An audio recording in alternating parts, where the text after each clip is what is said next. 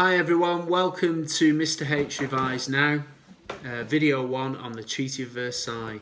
This is part of your Conflict and Tension course. I am ably assisted by Dominic, my son. Hello.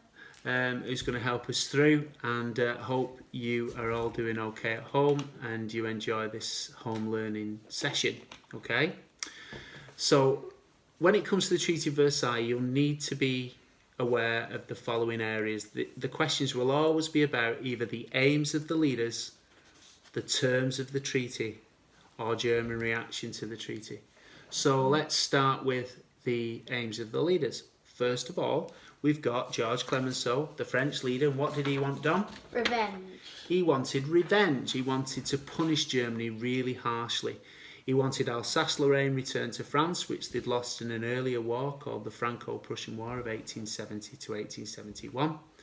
He wanted the German army to be drastically reduced, and he wanted to charge them £10 billion worth of reparations to repair the damage that had been caused. And don't forget, most of the fighting took place in France and most of the damage took place in France. So they had a big say, the French, at the Treaty of Versailles in the Hall of Mirrors in France in 1919. The next leader was David Lloyd George. What did he want done? He wanted compromise. Yeah? Yes. Compromise. He wanted a compromise peace. He didn't want to punish the Germans too harshly. Now, David Lloyd George had a funny position because he needed to keep the British public happy. He wanted revenge, so he needed to appear quite tough. But privately and with his politicians, he knew if he's too tough, it will cause another war. So he needed to sort out some sort of compromise peace. However, what was very important to the British was keeping a strong navy, and they wanted to take the German colonies off them. So the British Navy and ruling the seas was key to them. Woodrow Wilson, what did he want done? 14 points. He had 14 points for peace, didn't he? And 14 ideas. Now, you're not expected for your exam to know all these 14 points for peace, but you need about 3. The first one I would recommend you to remember is he set up the League of Nations. That was set up to prevent future war. If one country declared war on another country, then all the other countries in the League of Nations would join together and stop the aggressive country. He wanted Alsace-Lorraine returned to France.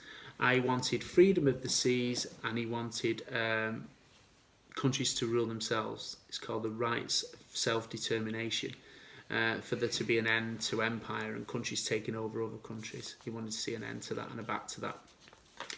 As we know, he never managed to get the League of Nations approved by his own politicians back at home, and America didn't join the League of Nations, but we'll deal with that in a future video. Okay.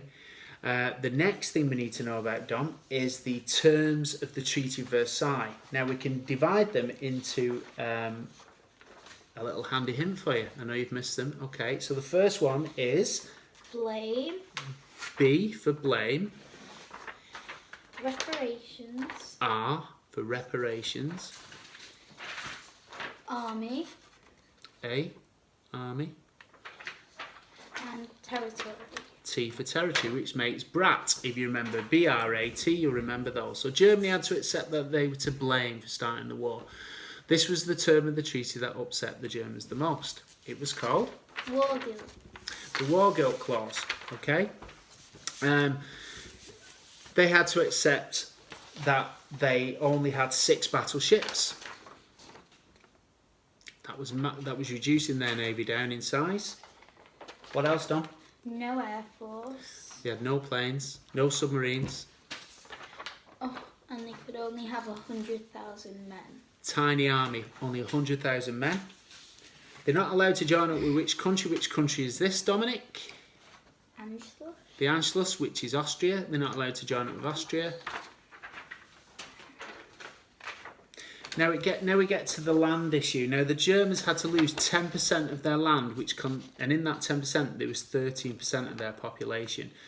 Now, the best map that I would recommend is on YouTube. Is on Google. If you just type in Google, type Treaty of Versailles into Google, and you'll get this map. Okay, that's what it looks like.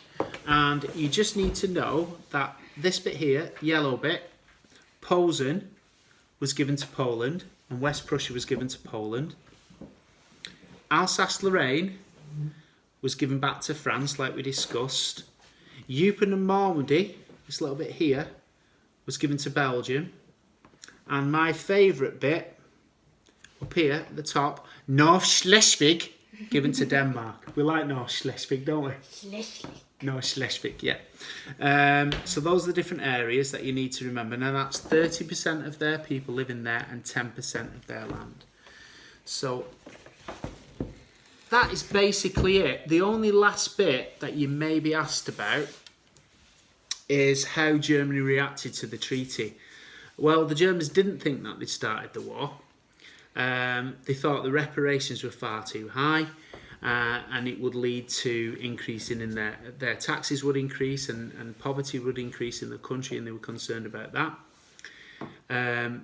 They felt that losing their army would make them vulnerable to attack, and the loss of territory made them much weaker. And above all else, when they took that 10% of land, we now have 30% of Germans living in other countries like Czechoslovakia and Poland. Now, when Adolf Hitler comes along in the 1930s, he really played on the German upset about that. And the reason why Adolf Hitler was so popular was because people hated the Treaty of Versailles so much. Now, if they'd been nicer to the Germans in 1919, even though they didn't feel like it, then we could have avoided World War II, more than likely, because Hitler fed off the hatred of Versailles. So the Treaty of Versailles was really hard on Germany, upset the German people, and it kind of led on to World War II. So I hope you enjoyed our first video. If you do, give us one of those thumbs up. Okay, give us a like and share it. Share it around the world, guys. And subscribe. And subscribe. That's what we do on these videos. We subscribe, okay? Stay safe and stay at home, and see you all soon. Bye.